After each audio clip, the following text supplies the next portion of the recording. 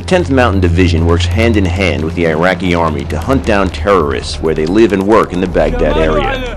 Such operations include everything from high-tempo air assaults and raids to frequent cordon searches. Working off of intel they've received from local residents, the soldiers cordon an area and go door to door gathering information to put the insurgency out of business.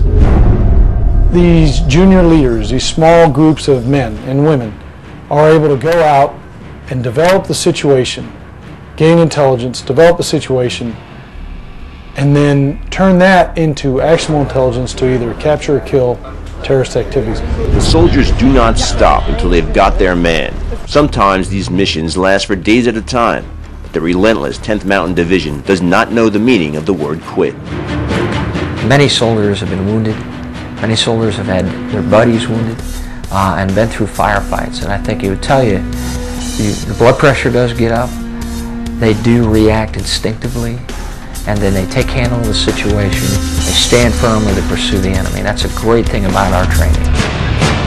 In a typical air assault operation, soldiers are quickly dropped off by transport helicopters under the cover of night and surround an expected insurgent hideout. From there, they move from building to building until they've detained and questioned everyone in the area. They then gain the information they need to make decisions based on the mission. Obviously, not everyone in the area is an insurgent, so the soldiers sometimes have the tough call of deciding who's the enemy and who isn't. There's approximately 7 million Iraqis that live in the Baghdad area, and probably about 25 million that live in this country, and not all of them are against us. I believe it's a small minority, a minority that uses terror, that uses fear and intimidation, because that's what they grew up with under the Saddam regime.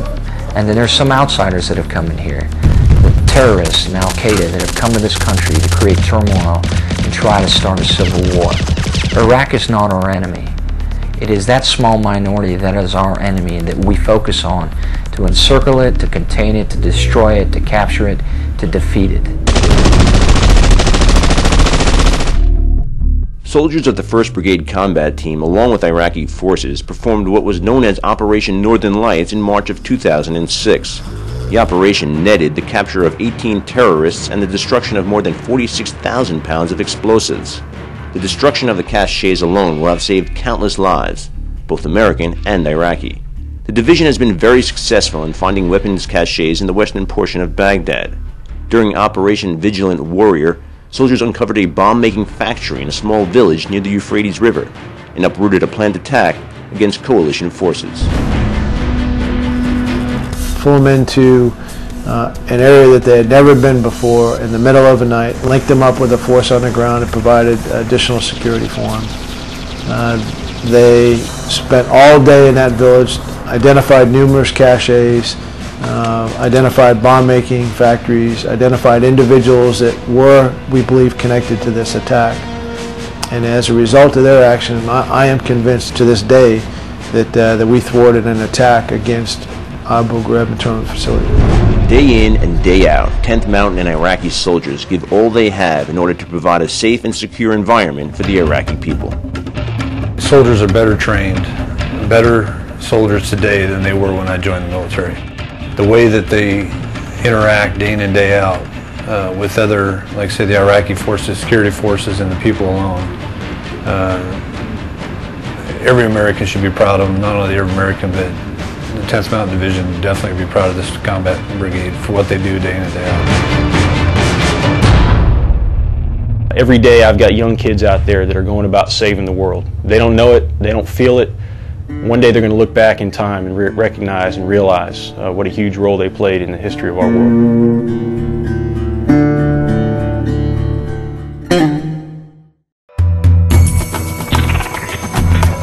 The soldiers of the 10th Mountain Division may be experts at combat operations, but winning the war in Iraq is not always about kicking open doors and taking down the bad guys. I think it's more than just fighting the insurgency. Information operations and those activities that we do for stabilization of the country, as well as rebuilding the country and forming a government, those are the activities that long term are going to help us succeed. Just the faces and the young children out there, the faces of gentlemen, ladies who are just trying to make things meet, and they need that help. It's important that we're here. Conducting missions, everything from rebuilding schools to dropping off food and clothing in local neighborhoods, the 10th Mountain Division is on top of things in western Baghdad. Medical Civil Affairs projects, or MedCaps, are conducted regularly to provide locals with much-needed medical care. The Iraqi Army has worked closely with the 10th Mountain Division and are now able to provide this type of care for their fellow citizens. A lot of great things are happening over here. And the people, like say, that are here are no different than they are back in America. They want the same things. They want the same thing for their families. Through our Adopt a Unit program and through hometowns, we would get a lot of toys and candy, and it was a lot of fun to hand that out to kids. I've said all along, kid wonderment is universal. Kids are kids all over the world. They're the same. When you get right down to it, you peel it all back. What does the Iraqi people want? And you don't listen to the politicians. You don't listen to world opinion. You don't listen to all these things. You go to them and ask them. And we did all the time. And they all just, I want a better life for my family. That's all. I just want to get on with life. In early 2006, America's eyes were on baby Noor, an Iraqi infant girl born with a spinal birth defect found by 10th Mountain soldiers while conducting a search in western Baghdad. They brought little baby Noor out, and the grandmother showed me the back of the baby. What I saw was a tumor on this little girl's back. And so what I did is I took a picture of her, and I felt like we should be able to do something about this, and it would be a really good way to prove to these people that we care about them and that we're here to help them.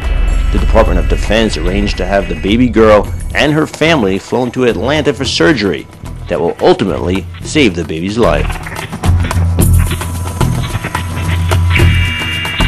10th Mountain soldiers were also responsible for rescuing French contractor Bernard Planche after he had been kidnapped by insurgents and held in captivity for weeks in late 2005. I am very happy to find your army on my way. There is no limit to the amount of humanitarian work that soldiers do overseas. This is just one of the ways to create democracy and freedom in Iraq and to show the humanity of every soldier, coalition, or Iraqi. Often during patrols, Iraqi people, you can see it in the eyes of the children as they wave an Iraqi flag, and they're thanking us for being here to free them from a reign of terror and for a future that looks good, a future that is coming today and still requires hard work together.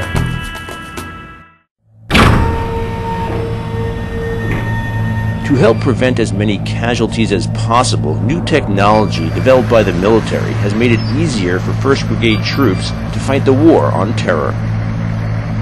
As you look at technology, we now have capabilities resident in the Brigade Combat Team that in the past were only resident at the division level.